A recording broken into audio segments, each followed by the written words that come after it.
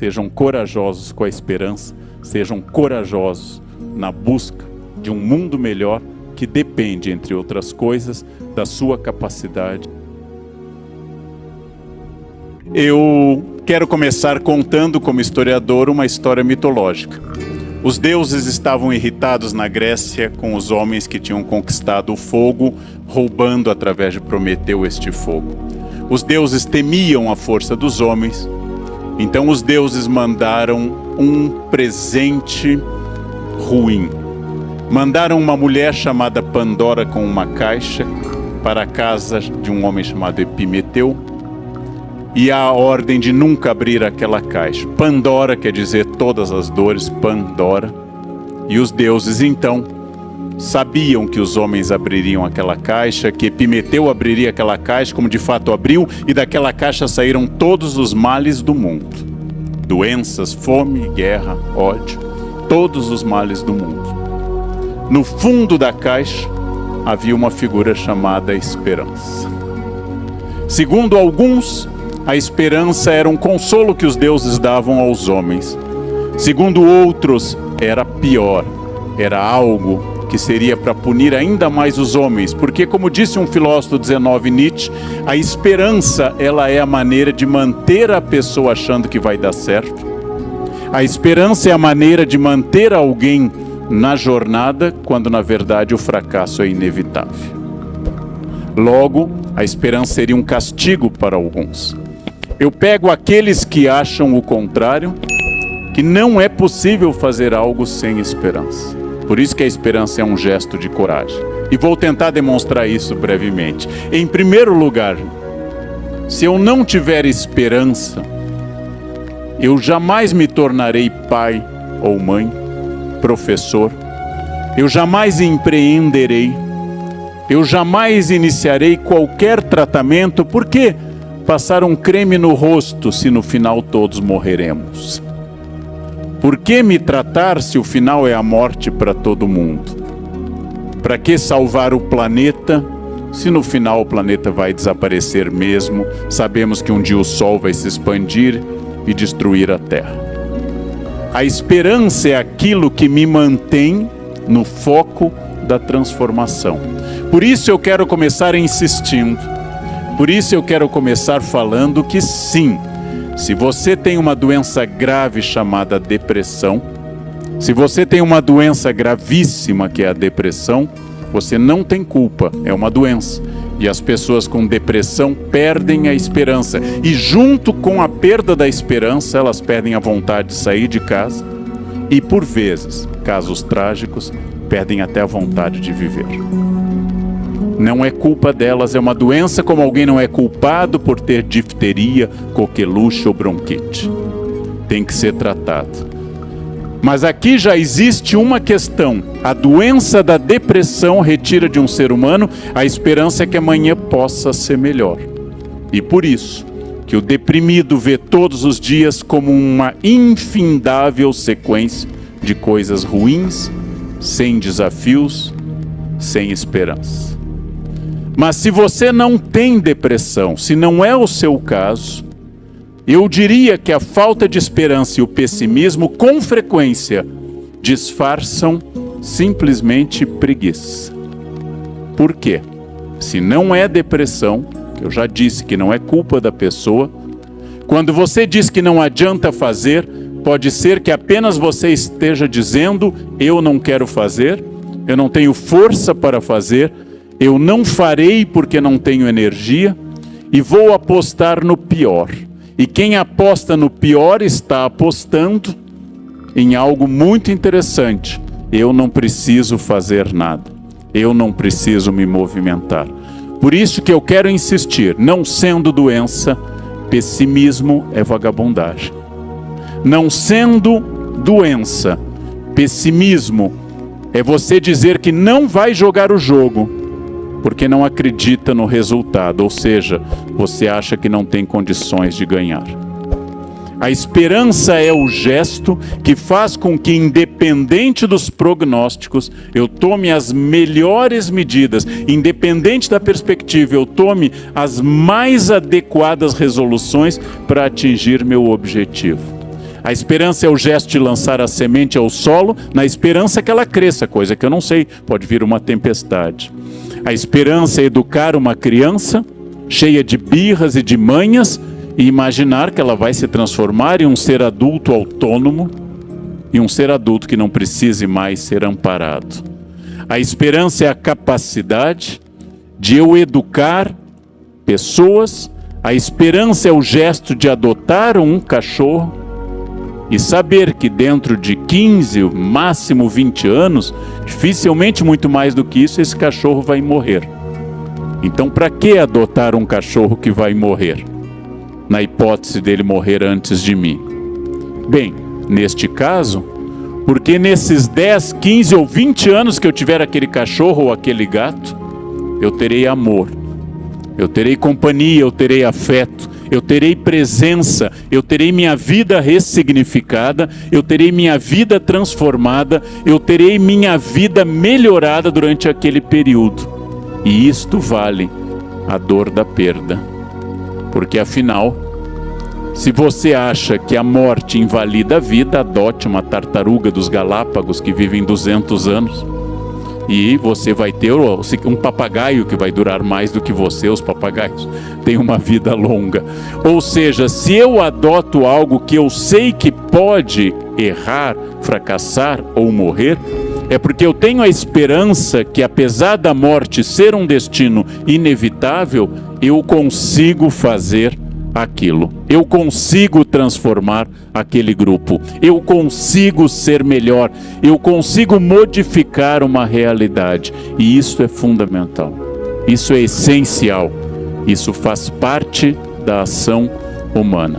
Quando eu abro mão da esperança, eu deixo de empreender. Quando eu abro mão da esperança, eu deixo de arrumar minha cama. Para que arrumar a cama se à noite eu vou desarrumá-la de novo? Para que tomar banho se amanhã eu estarei fedendo mais uma vez? Para que educar, plantar, regar, cuidar?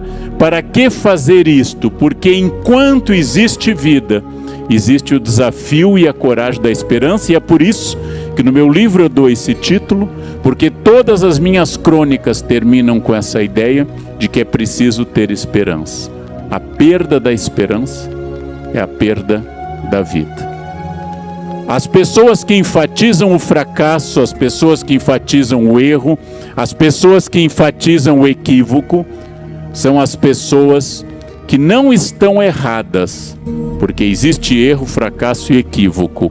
Mas o pessimismo dessas pessoas é, no fundo, um pessimismo preguiçoso.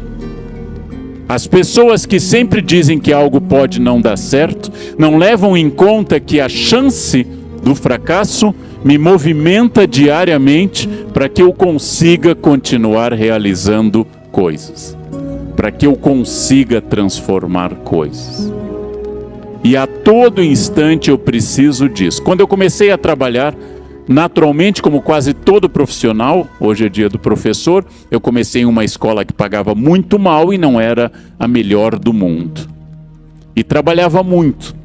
E alguns colegas perguntou: você está trabalhando mais do que essa escola merece? Eu disse: pode ser, mas em primeiro lugar meus alunos mereciam o melhor trabalho possível. E em segundo lugar eu sabia que ir para uma escola melhor era fruto de indicação, que quando houvesse vaga na escola X, diriam: eu tenho um colega na outra escola que é um grande trabalhador, então ele pode vir para esta. E assim, mirando numa melhoria constante, aquilo que eu disse ao receber minha irmã e meu cunhado em São Paulo, quando aqui cheguei há 34 anos, recebi nas condições modestas que eu estava e disse: cada ano que vocês me visitarem, eu estarei melhor. Eu tenho certeza que eu estaria melhor? Não. Do ponto que eu estava morando naquela época, eu sabia que não podia estar pior. Então eu tenho certeza que eu cresceria um pouco. Não dava para ter um apartamento menor do que aquele, ou eu não entraria. Então eu tenho certeza que eu posso estar melhor? Não, mas eu tenho esperança de continuar fazendo sistematicamente tudo o que eu posso para estar melhor, sabendo mais, com mais titulação, mantendo o meu corpo funcional tendo ideias e sendo desafiado. E a esperança é algo extraordinário, porque a esperança aponta estratégias. A esperança aponta caminhos novos. A esperança faz com que tudo que seja ruim seja considerado um desafio, que todo grão de areia que me incomoda seja oportunidade para eu transformar em pérola, que toda crise contenha uma oportunidade. Na minha rua em São Paulo, há 2 restaurantes muito tradicionais, veio a crise, restaurantes foram fechados. Um deles imediatamente mandou para o meu condomínio já fotos de entrega da mesma comida e com a vantagem de não precisar pagar 10% e com condições excepcionais de higiene, que era o que o mercado demandava naquele momento. O outro restaurante ficou esperando a crise passar. Quando a crise diminuiu, as vacinações começaram a fazer efeito, os decretos permitiram, os 2 restaurantes estavam aptos a abrir. Aquele que tomou medidas esperançosas de agir dentro da possibilidade, agora ele tem 2 fontes de renda: seu cliente tradicional que vai comer lá e o cliente que pede a entrega em casa. Ou seja, a crise fez que aquele restaurante expandisse sua carteira de clientes, aumentasse sua renda e tivesse sobrevivido ao mal como um osso quebrado que ao solidificar, ao calcificar, ainda está mais forte. O outro restaurante, o que ficou esperando a tempestade passar, não preciso dizer a vocês, faliu. Fechou as portas. E deve ter fechado dizendo: o Brasil não tem jeito. No Brasil não adianta empreender. Aqui ninguém ajuda. Sim, ninguém te ajuda. Eu já fico feliz quando não atrapalham, eu não espero ajuda. Mas você é sócio majoritário da sua existência. É você que vai achar uma solução para tudo que você quiser: aprender inglês, empreender, perder peso, definir músculo. Tudo depende de uma ação sua dentro do possível, dentro do real. E as pessoas me perguntam: você acorda mesmo às 4 da manhã? Acordo. Você vai para a academia às 5 da manhã? Vou. Por quê? A minha vontade é dizer para não ser como você, mas isso seria deselegante. Então o que eu digo? É inevitável a passagem do tempo, é inevitável o envelhecimento, é inevitável a perda de tudo. Mas enquanto eu estiver vivo, eu vou lutar para que esse processo seja um pouco mais lento, para que eu consiga tirar energia nova, para que eu consiga me reinventar, para que eu faça como tenho feito. A partir do momento que não havia mais chance de sala de aula, começo na televisão. A partir do momento que a palestra presencial não é mais possível, começo em live. E para isso eu tenho que aprender como é que eu faço iluminação de live. Ninguém me ensinou isso na USP, na década de 80, iluminação de live. Por isso tive que consultar as pessoas da minha família entre 12 e 16 anos, especialistas em lives. E para cada novo desafio, eu sigo a ideia de Nietzsche, que tudo que não nos mata nos torna mais fortes. Porque eu não sei se eu vou sobreviver à pandemia, eu não sei se eu vou continuar me adaptando, eu não sei o que o futuro me reserva, eu não sei se amanhã eu estarei pior ou melhor, mas eu sei que eu tenho a esperança e tomo atitudes estratégicas para estar cada vez melhor. E por isso que eu substituí reclamação por crítica. Reclamação é aquilo que você diz: está quente aqui. Crítica é o que você diz: essa temperatura está elevada para trabalhar, o que nós podemos fazer para resolver isto? O que é que nós faremos em conjunto para resolver isto? Pessoa que faz crítica inclui seu esfíncter na reta. Traz seu capital acionário. Para de dizer: eu estou aqui esperando os outros, o Estado, o governo, a empresa. E passa a pensar: essa é a crise, esse é o momento, é assim que se apresenta. Se está calor, reclamar não vai fazer diminuir 1 grau da temperatura, mas a reclamação vai tornar o ambiente insuportável. Com frequência eu lembrei em palestras que adoro o Natal, e muitos amigos me diziam: eu acho o Natal muito chato. E eu disse: você é amarrado na sua festa de Natal? As pessoas lhe mobilizam em uma cadeira, amordaçam e vedam toda a manifestação, Ele disse, não, então você pode fazer algo. Posso. Se você não faz, esse Natal é a sua cara. Esse Natal é o que você merece. Este é o seu Natal. Bem-vindo ao seu inferno natalino. Mas se você está vivo e não está amarrado, não está vendado e amordaçado, se você não está numa cadeira amarrada, você pode transformar essa festa numa festa interessante. E pode tentar. Mas muita gente, por não conseguir o 100, que é a esperança da perfeição, não se dispõe a fazer o 70. Ora, o feito é o melhor que o perfeito. Eu não vou aprender inglês agora, porque se eu aprender agora eu vou ter sotaque. Eu já tenho mais de 50 anos. Bem, você não está treinando para ser espião em Nova York.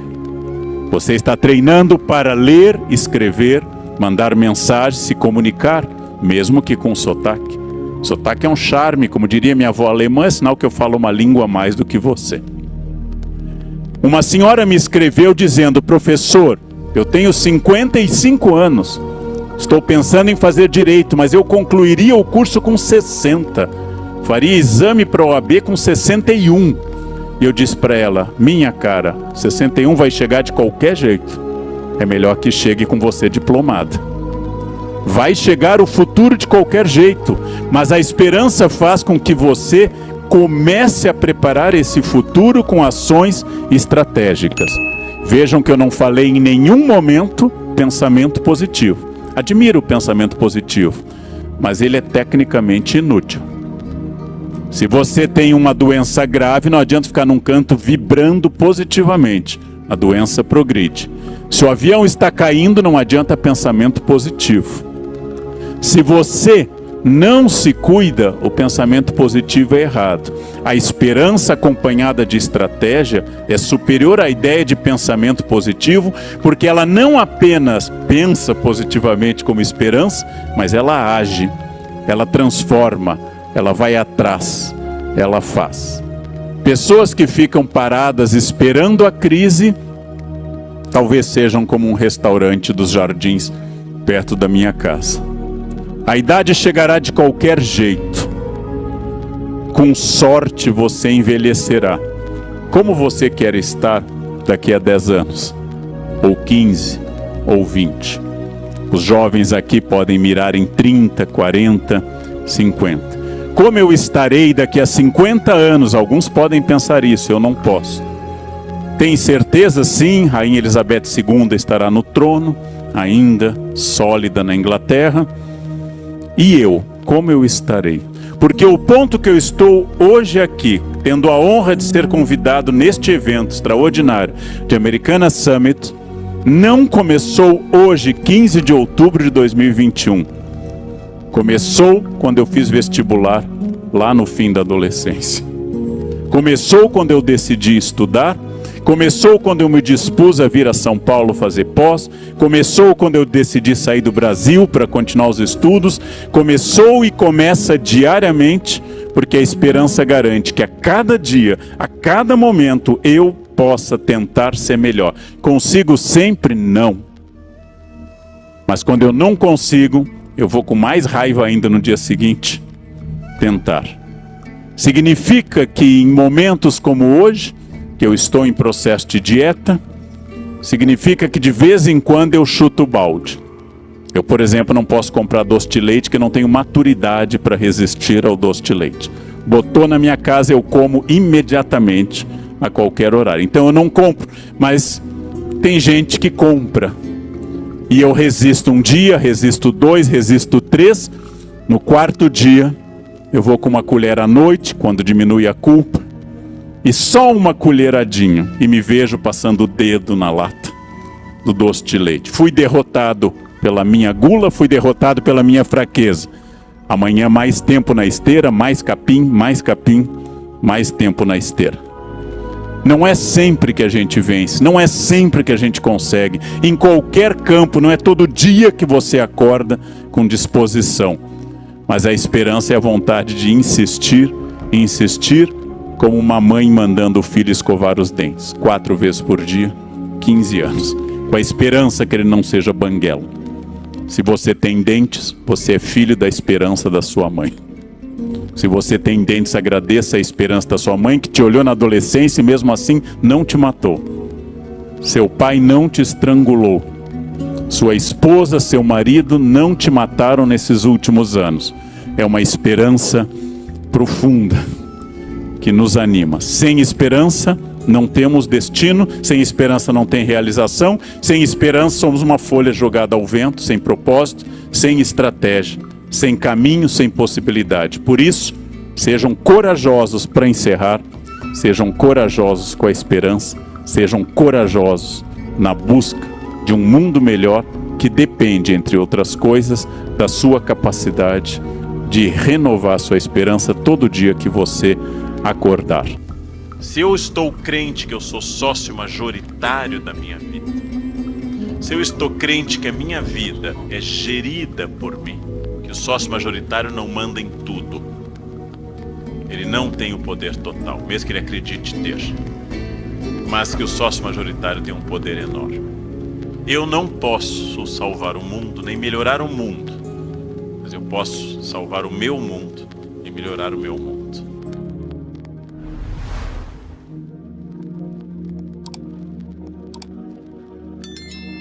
A incerteza é uma marca da espécie humana, mas existe uma coisa importante, uma chave, e essa chave se chama preparo. Eu não sabia o que aconteceria, mas estudar me trouxe até aqui. Eu não sabia até onde eu iria, mas a dedicação a línguas, ao método, tomar decisões sábias quanto à saúde me trouxeram até aqui.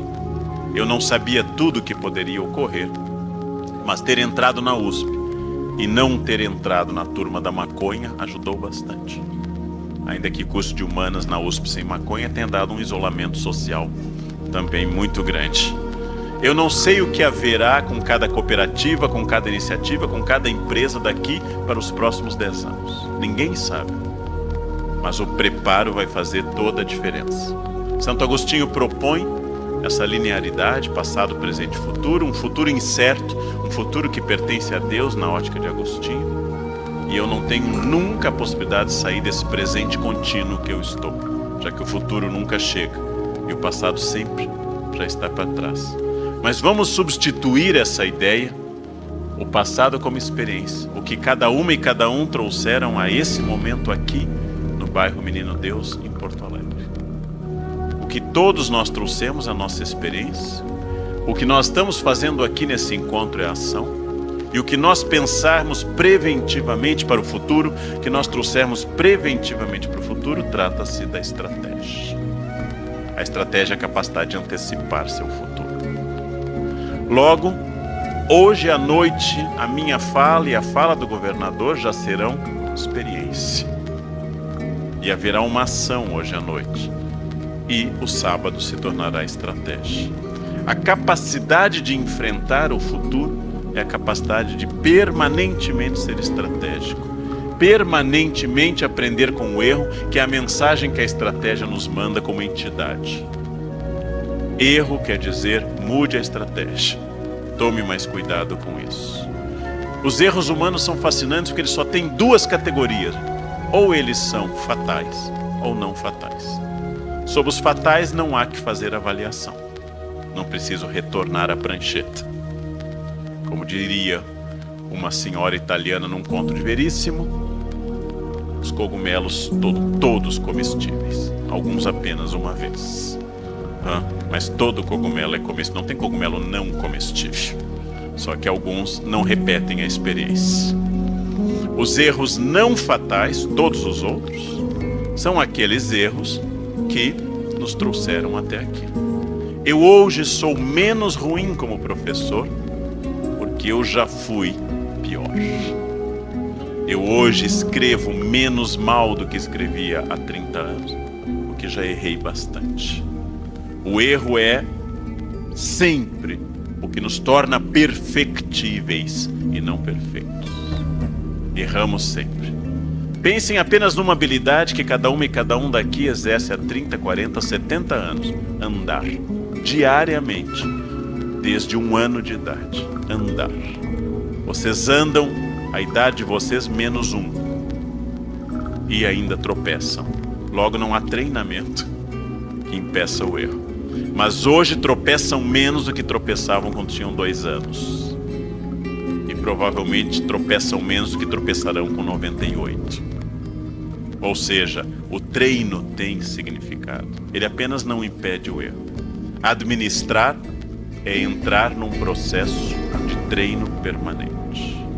Administrar é saber que eu tenho que ser tirado da zona de conforto. A zona de conforto é, de longe, a maior inimiga de qualquer sucesso na vida.